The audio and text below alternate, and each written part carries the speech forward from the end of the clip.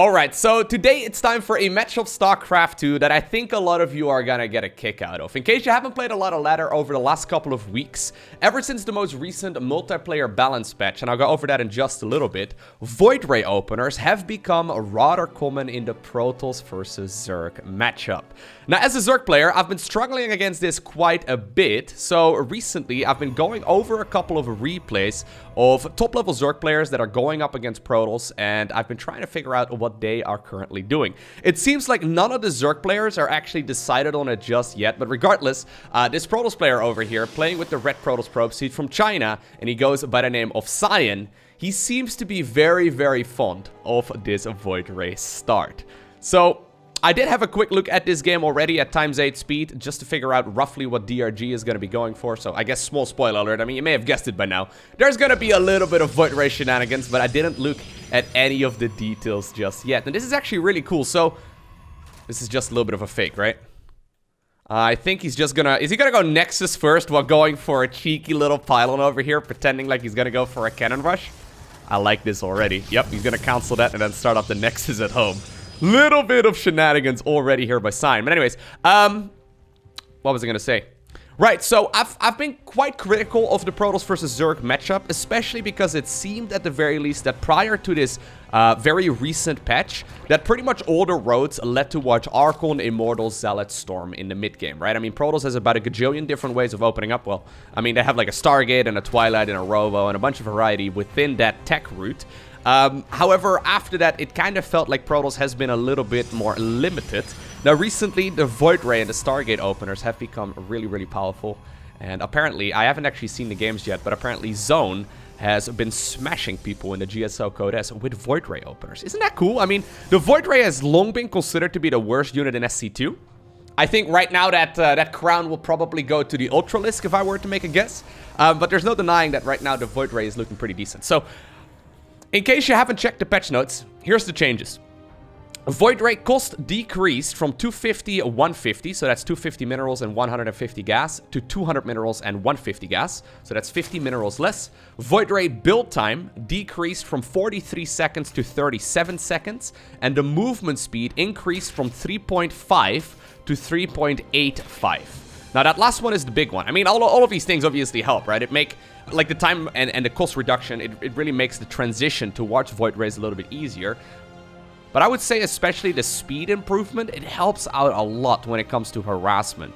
I almost feel like they might be a little bit too fast, because right now it almost looks like they have flux veins right from the start. It's actually pretty interesting to... Oh! Dude, did you see that? That was the smartest little move right there by Cyan. Hold up, let me back up. Okay, look, so Cybercore finishes. Protoss at this point has only a very limited amount of gas.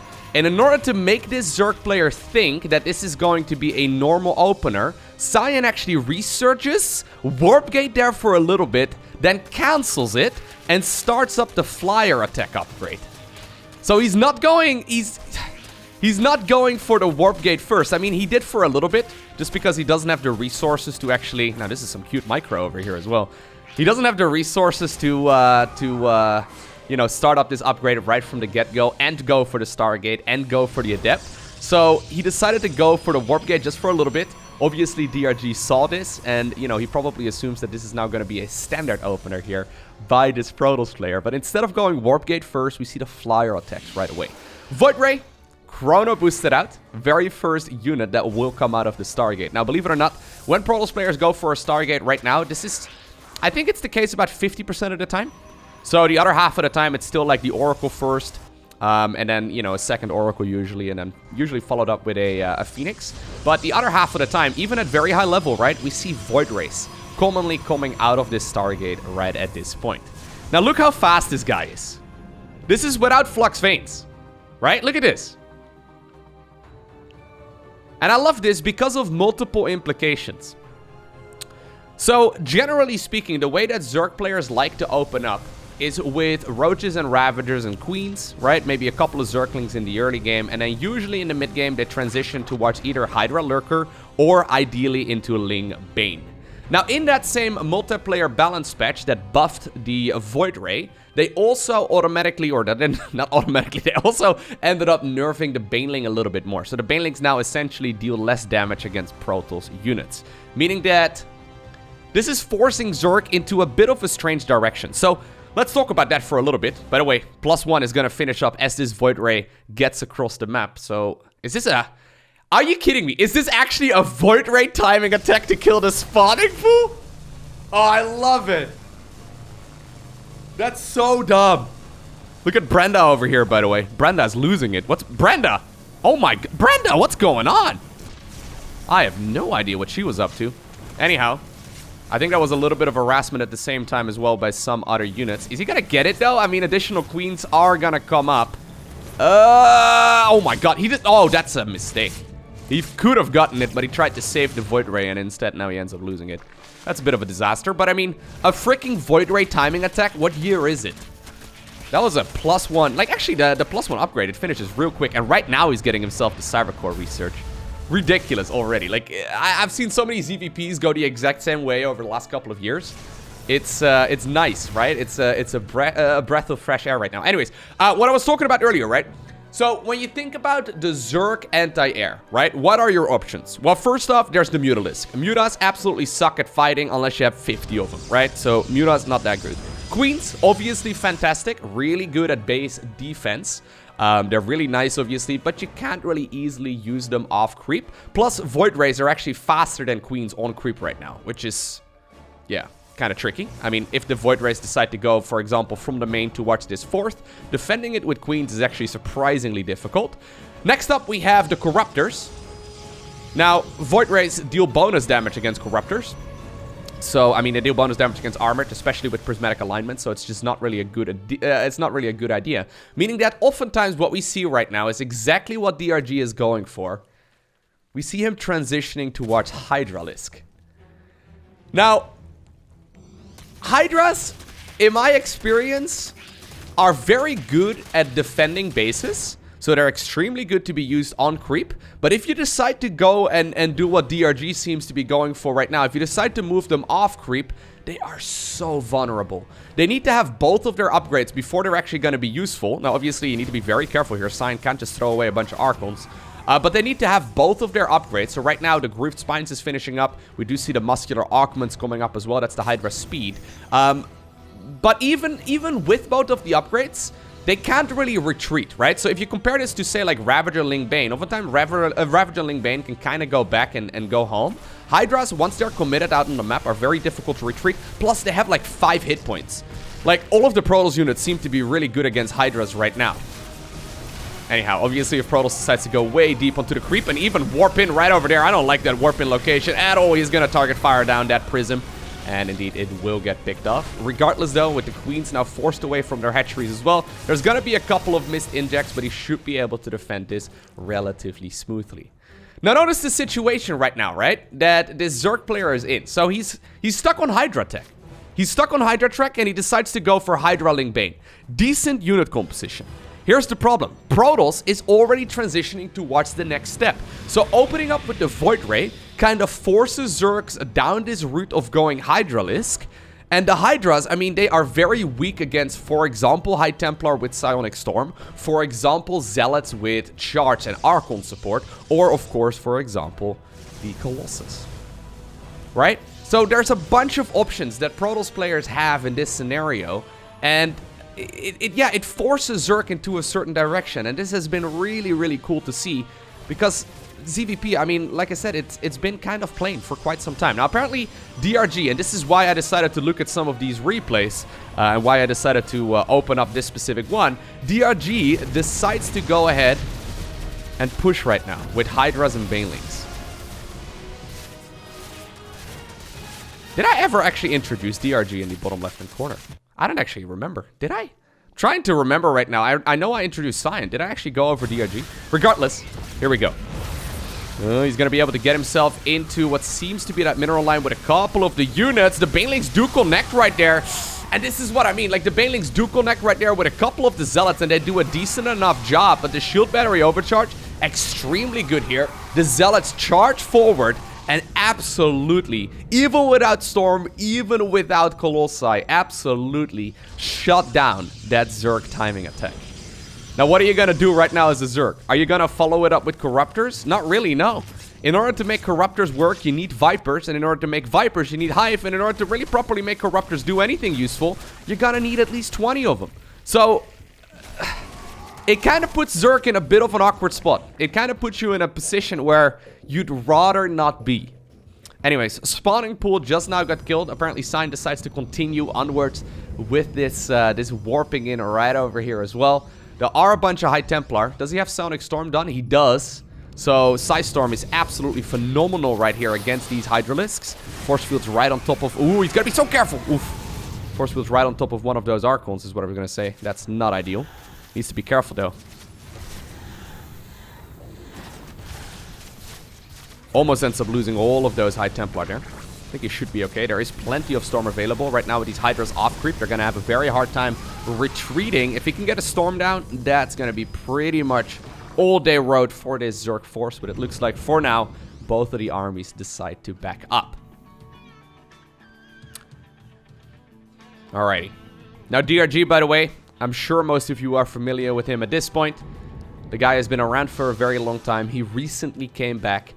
He's been playing some phenomenal StarCraft. He did an interview, actually, where someone asked, like, hey, how did you get good so fast? Like, how did you do it? And he brought up, you know what? I just studied a lot of Serral replays, and then I tried to play like him. Which I thought was kind of cool, because one of the running jokes in the StarCraft community for a long time right now is whenever you're struggling as Zerg, you just advise that person to play like Serral. And that's exactly what DRG does. The only problem, obviously, is that playing like Serral is easier said than done.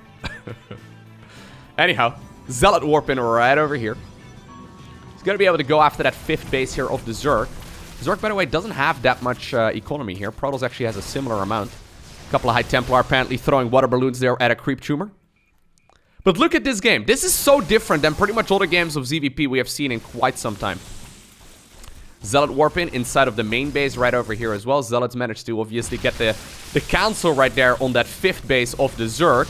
Eventually, I think that this will be pushed back, but then at the same time, a High Templar Zealot Archon Void Ray hit squad moves in towards the 3rd base. Now, this is very risky, though. A couple of Banelings could 100% end all of those High Templars, and I don't really know if I like this push too much. Now, the zoning here with those, oh my god, those storms is absolutely phenomenal.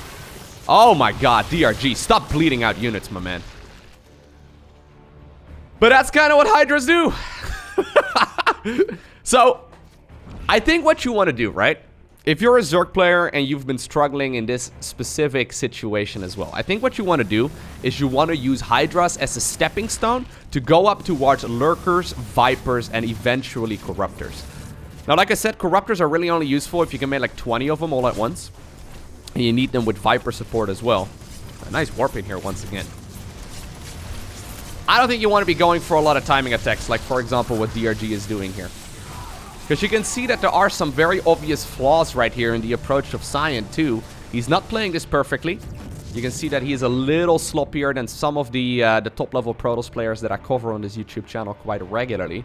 You can see that he is just not as crisp and as clean in execution. I mean, look at the resources right now that are available, right? He decided to warp in 8 High Templar, which now dropped all of his gas to a very low amount. But you can just see there's, you know, there's a little bit of a skill gap between the players that I've been covering a lot recently and Cyan right now. I mean, that's just me being honest, right? Like, some people say that I'm disrespectful whenever I say those kinds of things, but it's just the case. I mean, you know, I don't know how it's done in traditional sports. I don't really watch that much traditional sports, but if you have the #1 team going up against the number 50 team, you know, like, you gotta be straightforward, right? You gotta be straightforward with what the chances are.